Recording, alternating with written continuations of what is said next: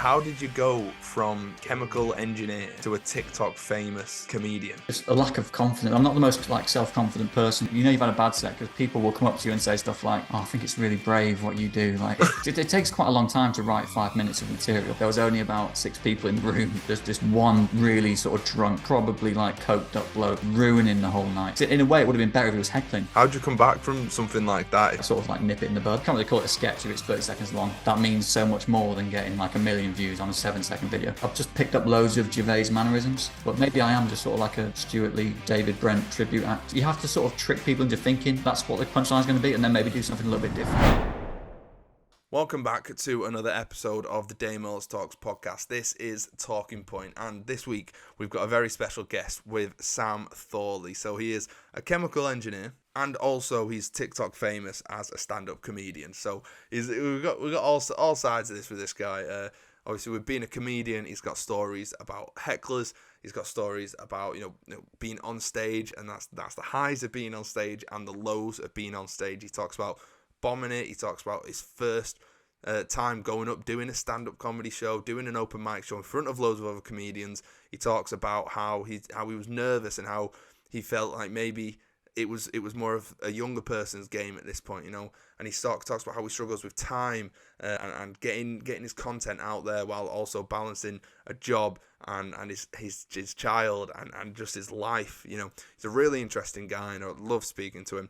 So he's got shows going on in Manchester and around Warrington as well, so make sure you look out for him. Make sure you look at him on TikTok as well, because he's got some class content on there. It always makes me laugh. Thank you very much, Sam, for coming on, and thank you very much for watching this episode. If you're on YouTube, then like, comment, and subscribe, and if you're on Spotify, then do us a favour, rate us 5 stars. It'll help the podcast out a lot. Thank you very much, and enjoy this episode. Thought that we could start, Sam, with it sounds like a bit of a bizarre question, but I'm sure you've got an answer for it. How did you go from being a chemical engineer to a TikTok famous comedian? It's a fair question. I don't know. I don't think I'm a very good chemical engineer, to be honest. It's not really. Yeah, I'd always sort of secretly fancied myself as a bit of a funny guy, I suppose. I wanted to get into comedy, but I never would have done it, I don't think. I never would have tried stand up. So I kind of used TikTok, I think, as a bit of a proving ground. I was sort of playing around with. I quite like making videos. I've been doing it for a few years. I tried a couple of different things before I started doing comedy videos. So I used to have it's still on YouTube and Instagram and stuff. Probably not many people know about it, but I used to do this craft beer thing. It's craft beer blog. I'm still obviously a craft beer fan, but there he is. Yeah. So I had I used to have this blog. So I used to do just beer reviews, and I did a few home brewing videos. Did that for maybe a year, but again, I think that was again me sort of trying to, because I used to try and make little jokes in the video sometimes, try and make them entertaining. But so that was probably my way of trying to feel my way into it, because they weren't very good. I mean, the videos were all right, but I didn't know a lot about beer, so it wasn't it's one of those things why would anybody actually want to watch this? But then, I did that for about a year and kind of got bored of it because it wasn't really going anywhere. And then eventually I just thought I'll just start making comedy videos. That's sort of what I want to do. So give it a go. And it was a little bit lucky because it kind of coincided when I started doing the comedy. It was, I say lucky, it's probably not the right word, but it coincided with when the lockdown started. Yeah. So I had a bit more time on my hands, and it was when TikTok was blowing up as well in the UK. So the timing was right, I think. Yeah, everyone was jumping on TikTok at that time, weren't they? I think it was a lot of just being bored at your house at home and you just needing something to do. Yeah, that's it. Yeah, everyone was locked up, weren't they? So it was kind of just it was growing anyway. When it was no one my age was really on TikTok. Obviously some people were, but none of my mates were on TikTok at that time when I started doing videos, which I think in a way made it easier for me, because I wasn't back then. I did used to sort of worry about what people would say, people taking a mick of that, but because no one I knew was on there, just it's kind of just nothing to lose, just get on there, start making some videos. Yeah, it's like a bit of a safe space, and obviously you're needing that at the time. Was that sort of the reason then? I know you mentioned that you said that you would have never tried stand up before this, before you blew up on TikTok. Is that sort of like the similar reason you wouldn't want people to see you up there doing what you want to do? Yeah, probably. I think with stand up, it was probably that's probably part of it. Yeah, it's just a lack of confidence. I'm not the most like self confident person. Like you see, a lot of people I've met when I've been doing stand up, like particularly the new acts, they're all like students. Like not all of them, but a lot of them are young, sort of like early 20s, even younger than that sometimes. And it kind of I just couldn't imagine doing that at my when I was at uni or like even younger than that. I would not. There's no way I would have had the confidence to get up there and do stand up. So I think you're right. It kind of I needed this sort of affirmation. I think from once I started growing a bit of an audience on TikTok, because I kept very occasionally I'd get people in the comments saying stuff like, "Oh, you should give stand up a go," that kind of thing. And during the lockdowns, I just used to respond saying, "Yeah, I will." But because it was kind of easy to say that at the time because no one was doing stand up because you couldn't, everyone was locked in. So eventually, when things started to open up again, I just kind of like ran out of excuses and I had to give it a go. So I just started doing it. And how was it when you first started doing stand up? Oh, it was honestly the first set. It's on YouTube actually. I put the full first set on YouTube, and it's only 5 minutes, but it felt like longer. I It bet, was all yeah. right. I knew I'd be nervous, but I didn't. I was sort of surprised how nervous I was. Right. Because obviously it's not like a big audience or anything. It's just like it's just in a bar. I still go to that open mic night now. I still go. It's in Manchester on Wednesdays, and it's just in a bar. And like 90% of the people there are comedians or comics, like doing stand up themselves. So there's no pressure really. Like now, I don't get nervous now when I go there because obviously I know most of the people there, and it's kind of just like a bit of a. It's more of like a club really, where people just go and Yeah. work on their routines. But back then, it was like terrifying. Like the first time I did it, I don't. It's weird because I think when people outside of it's a bit of a inside joke in the stand up like crowd. Like people, you can tell if you've had a good set or not because if you've had a bad set, people will come up to you afterwards and they'll say like, obviously if you've had a good set, it's easy, it's obvious, and they'll say things like, "Oh, that was brilliant, well done, that was really funny." But if you've had a bad set because people will come up to you and say stuff like, "Oh, I think it's really brave what you do." Like they're never going to come up and say that was rubbish, but they'll say, "Oh, you're so brave getting up there and doing that." So it's kind of like once the best thing you can do in stand-up terms when you're new is have like a really bad set, like have a really bad experience, because then you realize it's not a big deal. Like nobody cares. Like it's usually an open mic night and people have forgotten about it about 5 minutes after you get off stage. And once you've got that out of the way, you kind of it's less nerve wracking, if that makes sense. Yeah, that makes sense. It's sort of Yeah. like the idea of if you hit like the bottom and if you just like go completely flat, then the only way is up from there, Yeah. really. It's just yeah, and it's also realizing it's just realizing that it's not that big of a deal. Like people aren't as worried about you as you think they are, if that makes sense. Like people aren't going home that night thinking, "Oh, that Sam bloke wasn't very funny." Like they've got their own things that they're thinking about, and they're worried about their routines or whatever's going on in their life. So it's not a big deal really. So talking about like pressures on stage and like misconceptions going into stand up, I know that there's an idea going around that at some point in every comedian's career they'll bomb it on stage and it's sort of like a rite of passage sort of thing. You Mm-hmm. come out with these stories from it and everything. Is that true? And if it is, then what's been your lowest moment on stage, but then also to like match that your highest moment on stage? Lowest moment. There's a couple. I remember the first time I had. There's probably two really.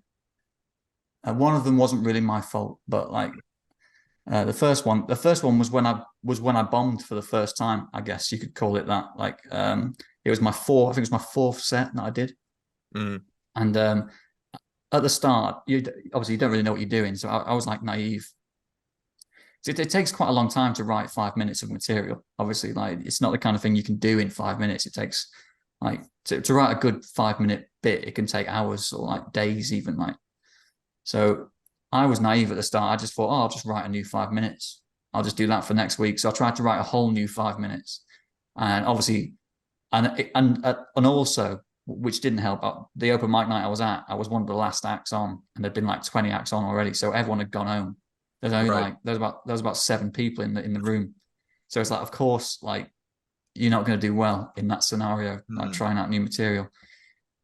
But I remember that night. I remember having like a rough 5 minutes, and I remember just being really. And then my train on the way home got cancelled as well, so I had to get a replacement bus. It just So it took wasn't me your like night. it took me like an hour and a half to get home. So I remember just feeling sorry for myself. I put a little story on Instagram just saying like, oh, someone like, oh yeah, just yeah, feeling a bit rough. Just had a rough set in Manchester. And the guy who actually hosted the night, the MC on the night, a guy called Phil, like really really nice guy. He actually responded to my story on Instagram, and this was when it sort of the penny sort of dropped, and it isn't that big of a deal. Like stop, don't feel too sorry for yourself. He just said something like, I mean, you didn't exactly bomb. There was only about 6 people in the room, like, and there was. He said, I can't remember exactly. He just said something along the lines of, don't be too hard on yourself. Yeah. And that was when the penny kind of dropped. It was like, yeah, this is just part. If you want to do stand up, this is just par for the course. Like you're going to get nights like this. The other night I was referring to was a gig I did in Warrington. I do like a monthly gig at the Cheshire Cheese in Latchford. All right. Okay. I know the bloke who's the landlord there, Alex. And one night, it's been a really good gig. It's been good fun. We do it every month. But one night, I think it was like the third one we did. There wasn't that many people there, and there's this one really sort of drunk, probably like coked up bloke who was just ruining the whole night. He literally every 15, 20 seconds he was just talking, like not heckling. Because in a way, it would have been better if he was heckling, because you could at least then sort of engage with it. Yeah. But he was just talking to his mate really loud, like just completely killed the night. And I remember I went up to do my set, and I just didn't. And I'm still new to stand up, so I just didn't really know how to handle that. Like, so it completely sort of derailed my set. I kind of pulled it back a little bit. I had a really bad start to the set. It was like, I was dying big time. I think I pulled it around a little bit. It wasn't like a complete car crash, but yeah, that was probably one of my least enjoyable sets, because it just takes one bad egg in the room to kind of spoil the whole vibe of the night, and the whole night after that was I think I was one of the first acts on, and yeah, the room was just off just because of that guy. It just completely killed the night. So even like the headline act struggled as well, like when he went on. So yeah, that was a rough night. Come back? How'd you come back from something like that? If you're on stage and in the moment, and you know that you've only got 5 minutes, maybe the first two, that it's like it's not really gone your way, and then there's also some guy in the front row off his head that's like completely like messing with your head because you can't concentrate properly. How do you regain that focus, and how do you get things back on track? It's hard. Like it is hard. And that's why you need. Like, that's where only the like more experienced comics, who I don't class myself as that. Obviously, I'm still pretty new to stand up, but the more experienced comics are the ones who can sort of deal, and they know how to deal with that kind of thing. Obviously, like if someone is just talking the whole night, eventually you've just got to throw them out. Like there's nothing you can do, like because they are just going to kill the night. But in that moment, like the best thing you can do, you have to sort of acknowledge it and just engage with the person a little bit, and try and sort of shut them down, try and get them to shut up, but make it funny, which is hard to do, obviously. So yeah, it is hard. It just takes experience. Like you just need to go through it a few times and learn little tricks on how to handle that kind of thing. So I know you said that guy wasn't a heckler, and it probably would have been easier if he was. Have you dealt with many bad hecklers, or just hecklers in general that want to maybe get involved with the show? Not really, to be honest. You don't tend to get that, because most of the nights I do are open mic nights, like for new acts. Basically, you don't tend to get many hecklers. I've the heckles I'll get will be sort of people who are other comics who I sort of know, who will just like interject randomly, maybe as part of a joke that they might have heard before. So not really. I've not really had any like funny heckles that spring to mind. It is quite rare that people actually heckle. That'll probably change because this gig I'm running in Warrington at the Cheese, it is like it is a rowdy crowd. Like they're always like every month we do it, they seem to get rowdier because they're getting like more and more comfortable. Right. Because it's kind of because everyone in the pub sort of knows each other. Like the audience, 80% of them know each other. So because they're all so comfortable in each other's presence, they're not as embarrassed about shouting out, if that makes sense. So yes, definitely. So that's I'm definitely due to be heckled in that room at some point, and I'm sure it will happen. And it'll be something to do with my like lack of hair or it's I mean that's what I'd go after if I was looking at me on stage. It's the obvious thing to go for, isn't it? So yeah, it'll probably be some. But then again, in that room, it is quite an older crowd. So about half the blokes in the room will be like they'll have the same trim as me. So hopefully it's one of those and it heckles me because then they're less likely to go after it. But yeah, the heckles are inevitable in that room. It'll happen eventually. Do you ever think about how you mentioned then about your hair, things that they could heckle for, and maybe like little comebacks that you can have, little jabs back that you can do it in a funny way? Because I know how you say it's so hard to come back from a heckle. So do you ever like sort of think about and maybe practice some? No, I don't, to be honest. No, I've not really got any sort of heckle strategies. I don't think you can really force that kind of thing. I'm sure. Again, I think it just comes with experience. Like you see other acts and how they deal with it, and you just I think you just have to try and shut them down. In like just say something funny. In a way, you don't want to sort of engage them in too much conversation because then they might just not shut up. Like you have to kind of like sort of like nip it in the bud. But I haven't really got any pre-prepared strategies. Maybe I need one. It might be a good idea. Well, I mean, it also might be best just doing what you're doing. I mean, I don't know what I'm doing. I'm just asking questions. But I mean, like how you say, just doing it naturally. And I know you mentioned before you've always sort of seen yourself as like a bit of a funny guy, and that's like probably why you've gone into comedy and gone into stand up and doing well with it. Has that come from like being in like school and just like making your mates laugh and then like growing a bit older and you have more mates and you've just always got them in like hysterics? Is that what you mean by you've always seen yourself as like a bit of a funny guy? Yeah, I think so. Yeah, I wasn't like the most. Like, I've always been quite quiet at school. Like I wasn't like the one that would be like piping up in class. Like, Yeah. but I could always like I'd always make. I always knew I could like make my mates laugh. Like the people I used to hang around with at school and at uni as well. And I would get people who would like occasionally people would say like, oh, you should try stand up and all that kind of thing. So yeah, I sort of always knew I could make people laugh. But again, never would have had the confidence to get into stand up. I don't think without the doing the online stuff first, which is weird really when you think about it because like because the TikTok stuff, if you go to an open mic and you and it doesn't go very well, there's only like 10 people there. Whereas like on TikTok, you can post a video and even if it only gets like a thousand views, like that's still a lot of people like to watch you do something that's potentially, making a fool of yourself.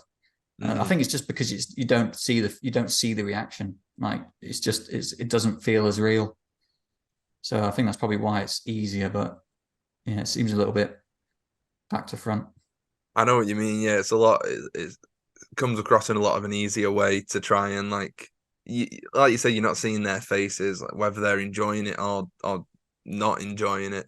And obviously, a lot of the comments are people voice their opinions one way or the other. But before we get onto TikTok, which uni did you go to? I went to University of Surrey down south. How was that? It was good. Yeah, I had a good 4 years down there. Still still in touch with a few people Yeah. who I met at uni. I don't get to see them that often because most of them live down south. There wasn't that many people from up north down there. But yeah, still in touch with maybe like, 7 or 8 people from uni. Yeah. Enjoyed it. Had a good 4 years. Yeah, did probably. I mean, I've obviously I got through my degree and stuff, but wasn't as probably focused on the studies as I should have been, particularly in the first year.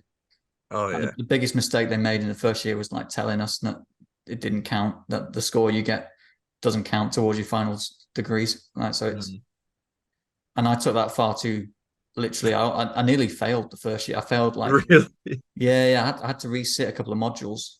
I think I failed 2, and if you failed 3 of them, I think you failed a year or something like that. So I was Right. very much sort of skirting through on the first year. Yeah, you're just scraping by. Yeah. What was your favorite memory from uni? I used to play tennis like quite a lot when I was younger. I was like, I haven't played for a few years, but I was really into tennis. Right. And so obviously I joined the tennis club at Surrey Uni. And so favorite memories are probably like the socials. We used to do these like tennis socials where we'd all dress up in like Wimbledon gear, like sweatbands and everything. Yeah. Walking around the union with a Wimbledon towel around my neck and stuff. So those nights were probably like the most memorable in terms of like, I think like the best time. The tennis socials were good. Wednesday nights. Made some good friends through the tennis team as well. So yeah, probably I haven't got like a specific night that springs to mind, but those were probably the best times, I think. Yeah, you say the most memorable, but I've just finished at uni as well, and I know that the Wednesday nights are probably the ones that you remember the least of. Yeah, true that. Yeah. What uni do you go to? I went to Hull. Oh, right, nice. Yeah, I went across the M6 over in Hull.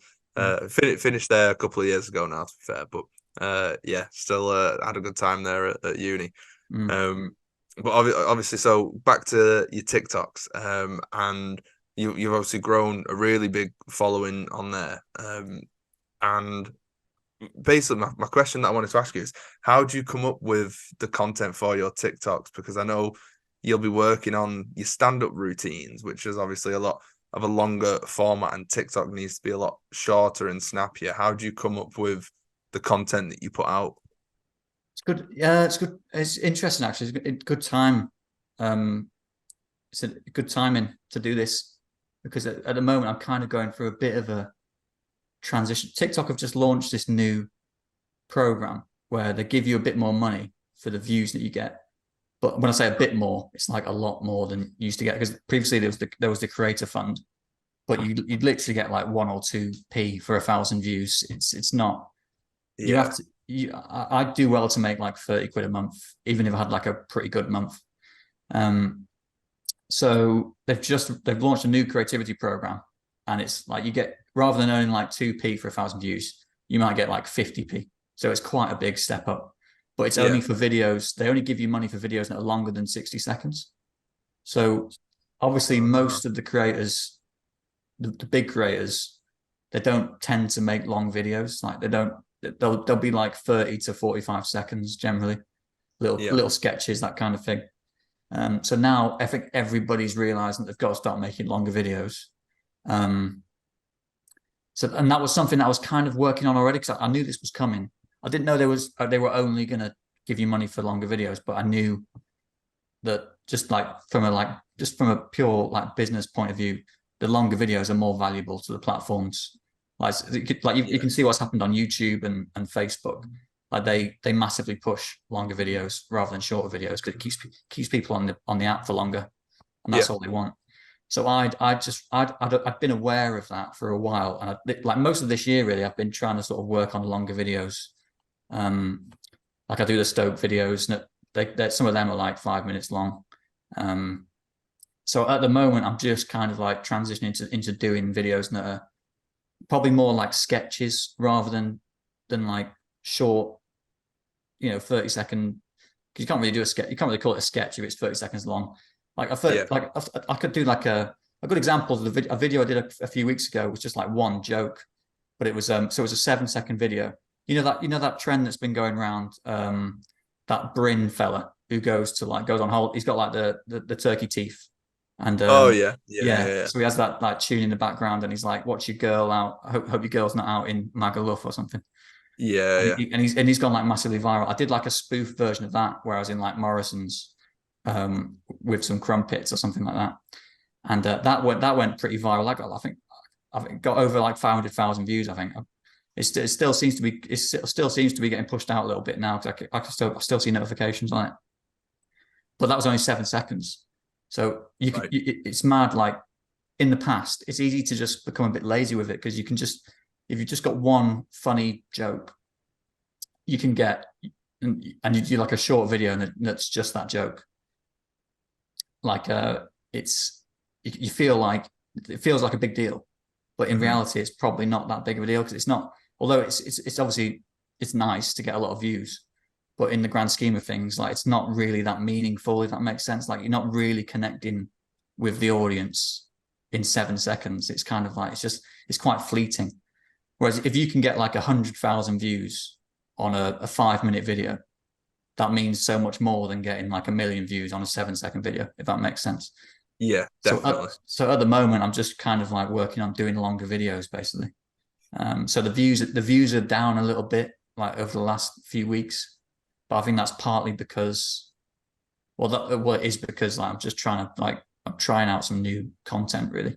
So it's going to take a bit of time to kind of, figure it out. But I think I've just got to try and stick with it really. Would you ever think about uploading on YouTube in the same sort of way that you upload on TikTok? I was doing some YouTube stuff for a bit, but the problem is it's so different. Like it's hard to do. Like time is the big issue for me. Like obviously I've got my day job and then my son as well. So it's just I haven't got enough time to do both, I think, at the moment.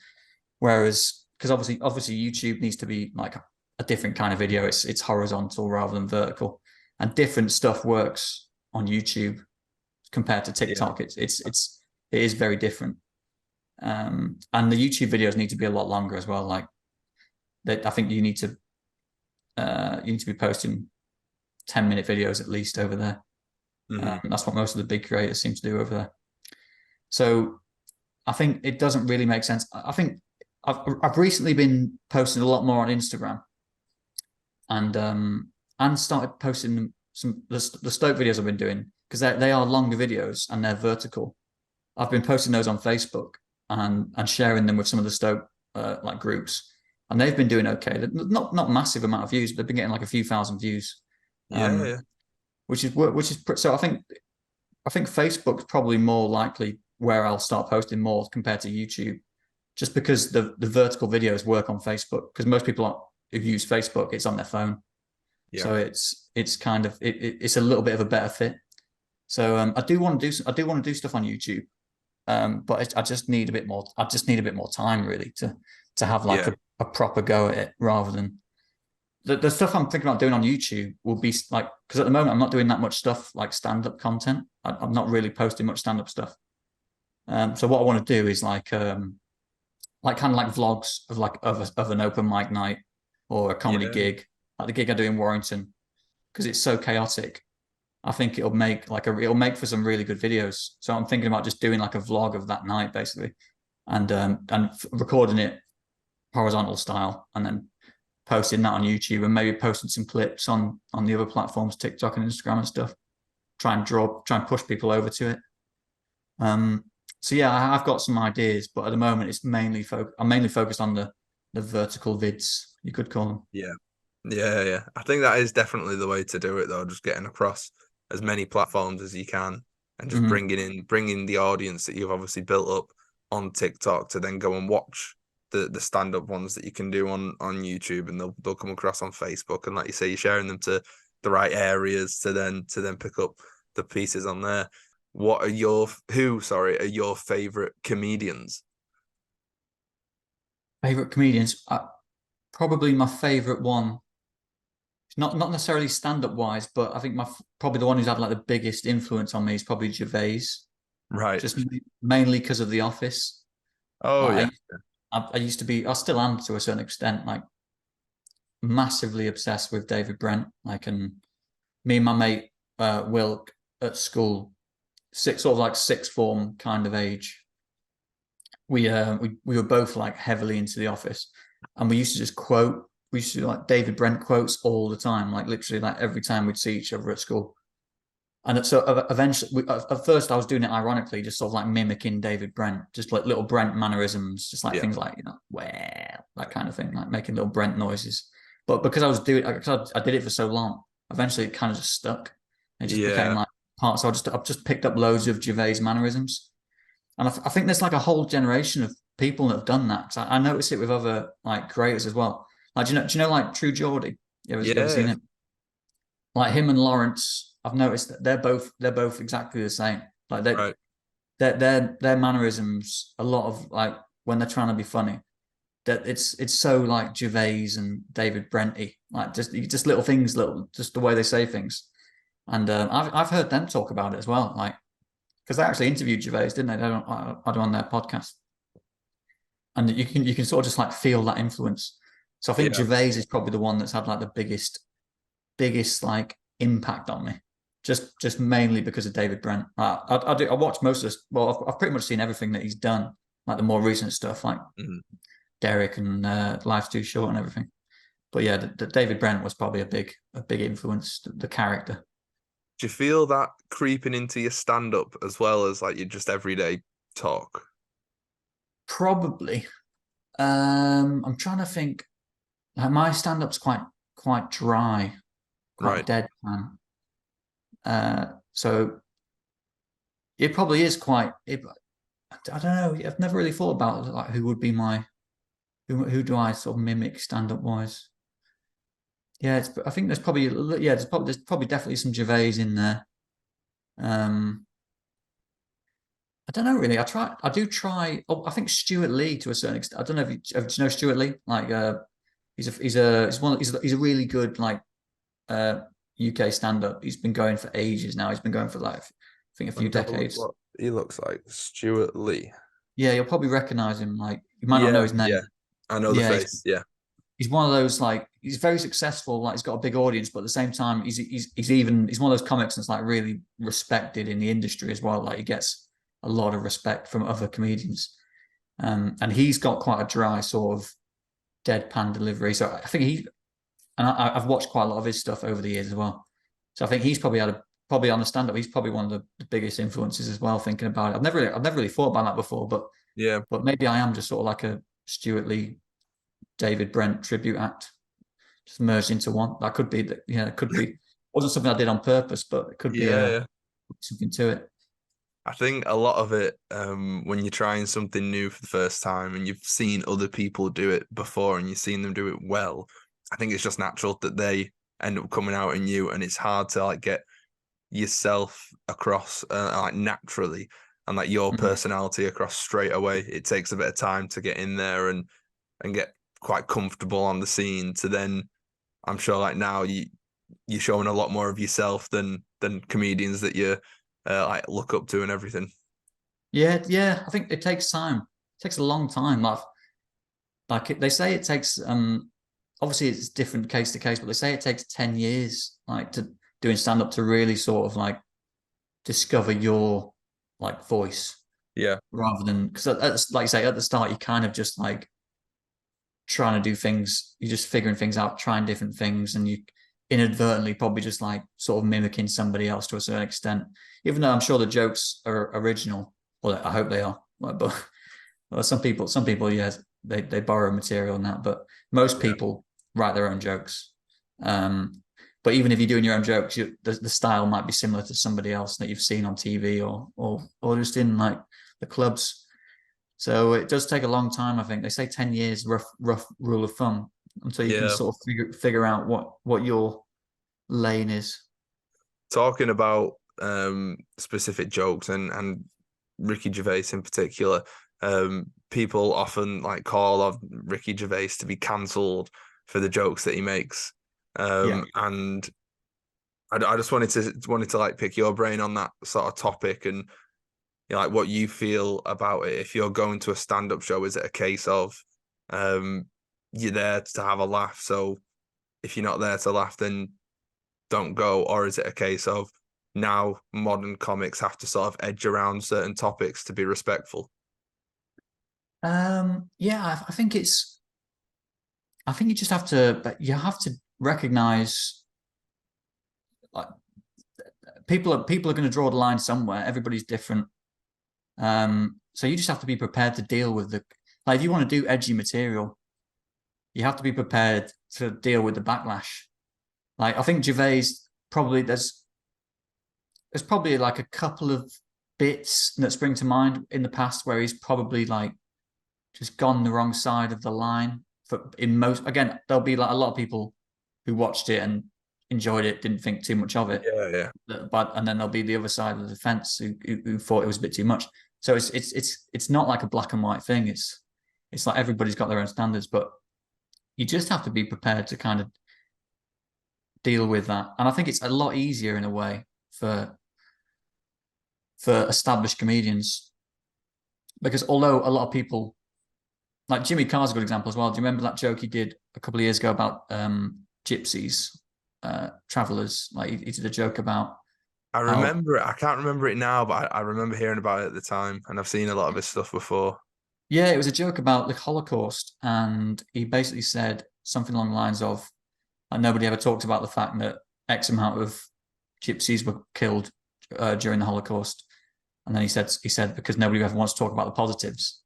And Right, that was it. he, Yeah. he got into like a huge amount of hot water for that, and understandably so, really, because it's not particularly like, it's not particularly clear. I think if you want to do edgy jokes, they have to be clever.